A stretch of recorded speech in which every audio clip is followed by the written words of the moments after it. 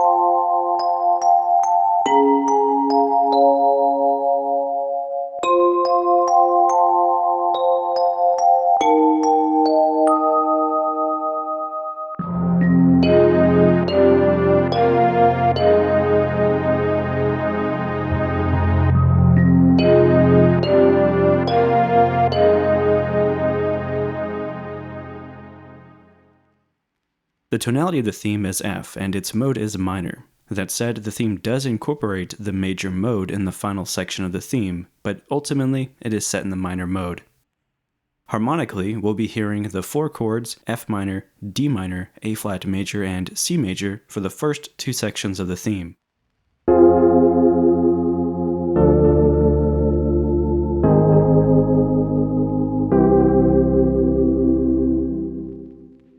The first of these chords we'll hear are F minor and D minor, which will occupy measures 1 through 4, with each chord receiving a full measure's duration. In measures 1 and 2, F minor proceeds directly to D minor, unembellished. In measures 3 and 4, however, the movement of F minor to D minor is embellished by two different Gs. The highest G acts as an incomplete neighbor tone relative to F before it descends by leap to D. The lower G, however, acts as a passing tone connecting A flat to F, and this in turn causes D minor to be an incomplete triad sounding only its root and fifth. Due to the presence of a complete D minor triad in measure 2, however, you will fill in the missing fifth as A natural rather than filling it in with the modal third A flat, which would imply D diminished.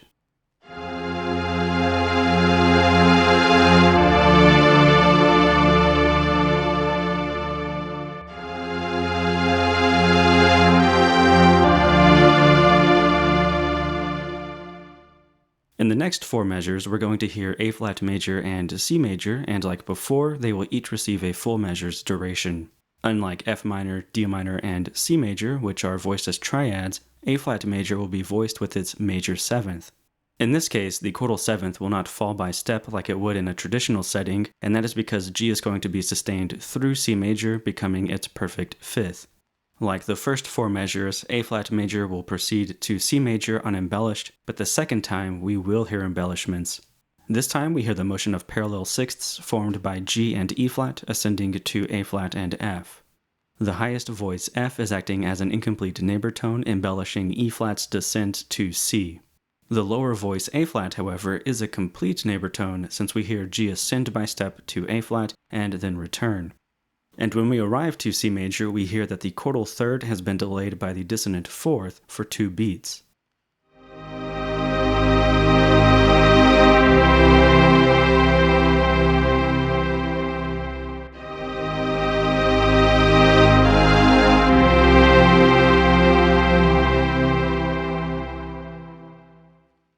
Now that we know what we're working with in these measures, the question becomes, how do these chords function? Well, in terms of Roman numerals, we can label them as being 1, 6, flat 3, 7, and 5. This is, however, only part of the answer and really doesn't explain the function of these chords. This is because, firstly, we need to recognize that we're dealing with two pairs of chords and not necessarily a continuous four-chord progression. The first pair is F minor and D minor, and the second pair is A flat major and C major. If you are familiar with the concept of chromatic mediants, you'll know that both of these pairs form such relationships. This is important to note because of how chromatic mediants tend to function. Typically, they are prolongational or embellishing. In this setting, the chromatic mediants are D minor and C major, and they are operating as neighbor chords relative to F minor and A flat major, respectively. This means that, functionally, D minor is expanding or embellishing the sound of F minor,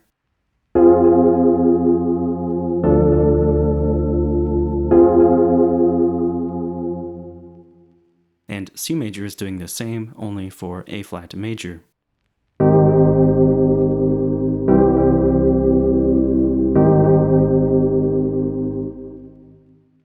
With this in mind, we don't really have to worry about the relationship of D minor and A flat major, and this is because D minor is operating within the domain of F minor and is not operating relative to A flat major. C major, however, is a bit more complicated, and this is because it changes its functional role from being prolongational to structural. Instead of operating as a neighbor chord relative to A flat major, it will now operate as a cadential 5, forming a half cadence. That said, do make note that I am not calling this a cadence simply because C major is a 5 chord relative to F minor. It is also a result of the metric design creating the opportunity for a cadential effect, which is reinforced by the embellishing fourth, creating a very standard 5-5-4 to 5-5-3, or what can be referred to as C sus4 to C major. With this in mind, let's take a listen to the structural progression of F minor, A flat major, and C major, with the latter including the aforementioned embellishment.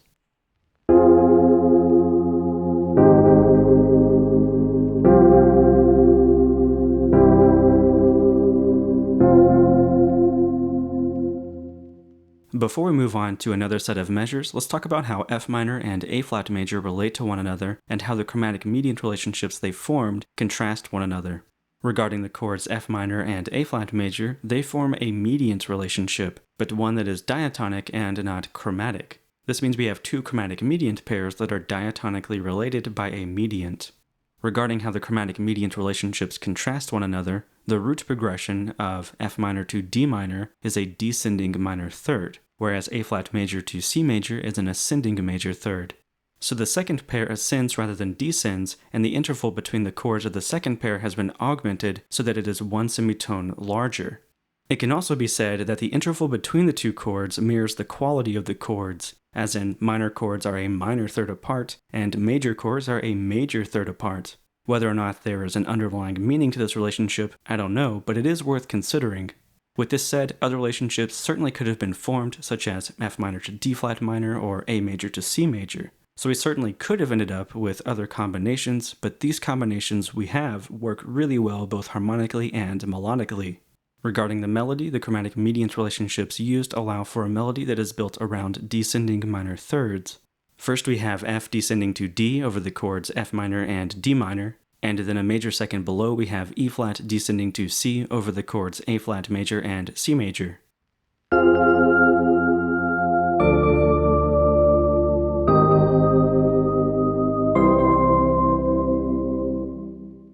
In the first 8 measures, this might seem to be of little consequence and perhaps can even be perceived as simply being a byproduct of the voicings for the strings. However, in the second section, specifically measures 13 through 20, we see that these notes are the basis of the melody. The only notes that appear outside of the original melody are strictly embellishing passing tones. So keep in mind that even though a lot of different chord progressions are grouped into the chromatic mediant category, the set you choose can and will impact the melodies and vice versa. Anyways, with that said, let's move on to this second section. Here, the harmony is essentially operating in the same manner as the opening measures.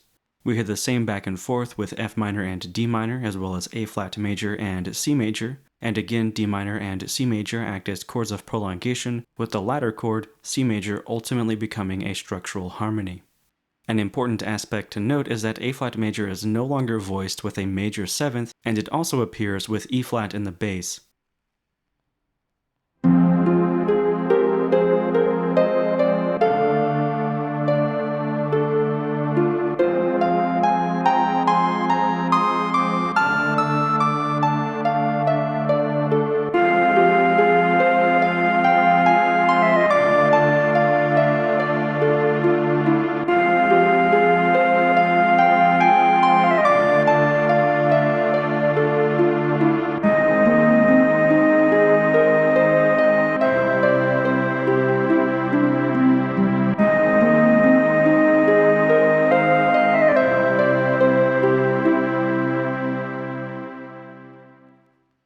So after C major sounds, we move into the third section of the piece. Rather than hear a resolution to F minor as expected, we hear F major pulling us into the major mode, and this begins the progression of F major to E flat major and F major to D flat major, with each chord receiving a full measure's duration. Interestingly enough, even though we have switched over to the major mode, we are dealing with a number of chromatic harmonies that are typically more often seen in the minor mode. Small details, however, will reveal that we are set primarily in the major mode. For instance, F major, the 1 chord, is major. Another thing is that E flat major is embellished with its augmented fourth, A, which is used as a suspension delaying the arrival of its third, G. This means that we hear the third of the major mode rather than that of the minor mode. Of course, when we hit D flat major, we do hear the minor third A flat since it is the fifth of said chord. Overall, though, this section is certainly in the major mode, and it's also interesting to consider how this change of mode also comes with a change of instrumentation. Not only that, but we're now only hearing notes above middle C. When compared to the previous sections, these notes sound much lighter. Anyways, these chords can be viewed as the 1, flat 7, and flat 6 chords. Functionally, F major is the structural harmony, whereas E flat major and D flat major are prolongational. They expand F major by operating as neighbor chords. E flat major simply shifts the major chord down a major second and then returns to F major. D flat major does the same, only it now forms a chromatic mediant relationship. These chords and their functions are essentially the same as what we have been seeing throughout this theme. We have a chord and then we move chromatically to another chord with the same exact chord quality, using the latter to prolong the former. Unlike the previous sections, however, we have only a single structural harmony here, which is F major, the 1.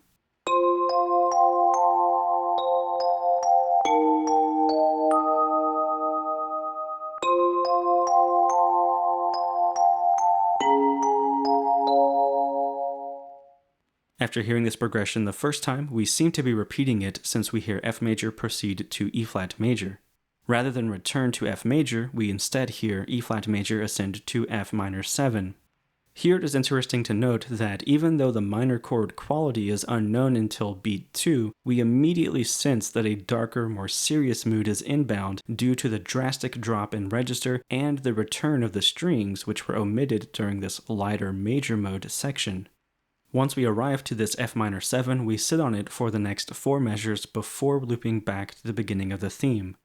Now, if you're a fan of extended chords, I would caution the temptation to call this an F minor 13 or some other variation of the chord name, simply because G, B flat, and D appear.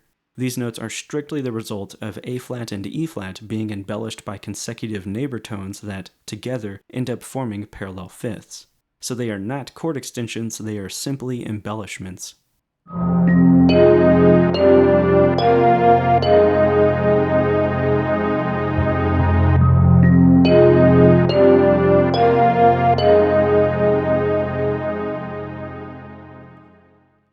At this point, we've gone through the entirety of the theme's harmony, and as such, we're pretty much ready to bring this episode to a close. Before doing so, I do have a couple more points to work through. Firstly, I want to point out that when we are in the major mode, we hear a chromatic mediant relationship built with 2 major quality chords separated by a descending major third, which is just like A flat major and C major, only this relationship is formed by an ascending major third rather than one descending. And though I cannot say with any more authority than before, I have to again wonder if Nobuo Uematsu consciously composed with these chromatic relationships in mind. Were they chosen based on, say, minor chords being a minor third apart, and major chords being a major third apart? Is F major descending to D flat major a result of maintaining the directional relationship created by F minor descending to D minor, while maintaining the distance of a major third between chord roots created by A flat major ascending to C major? I have no idea, but these are certainly things to keep in mind when you are composing your own works in the future. For instance, what would happen if we switch these relationships around, creating the chromatic mediant pairs F minor and D flat minor, A flat major and C flat major, and F major and D major? Would we have the same tune? Absolutely not, but it can be the start of a new one. Anyways, the second point is that during measures 13 through 20, the harp is referencing the prelude motif, which is a 1-2-3-5 note sequence relative to a given chordal root. For instance, F minor is arpeggiated as F, G, A flat, C, and D minor as D, E, F, A. And when we hit the major quality chords, the reference is even more apparent, since the prelude itself is set in the major mode and begins on a major quality chord. Anyways, with this in mind as well as the rest of the analysis, let's take another listen to Anxious Heart and then bring this episode to a close.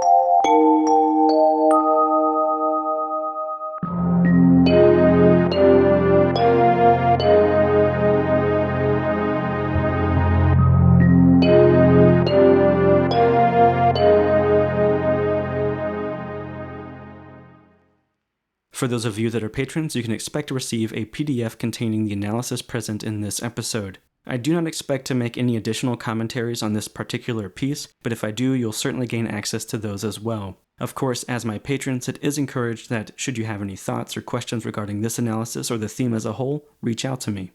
For those of you that are not patrons but would like to support my endeavors, be certain to subscribe to the channel, like the video, comment below, and share the video as often as you can on social media platforms. And if you find yourself wanting to take your support to the next level, hop on over to patreon.com/Gim and consider pledging some coin. If you are not a user of Patreon or simply want to make a single financial contribution, you can do so via PayPal, the link to which can be found in the description below.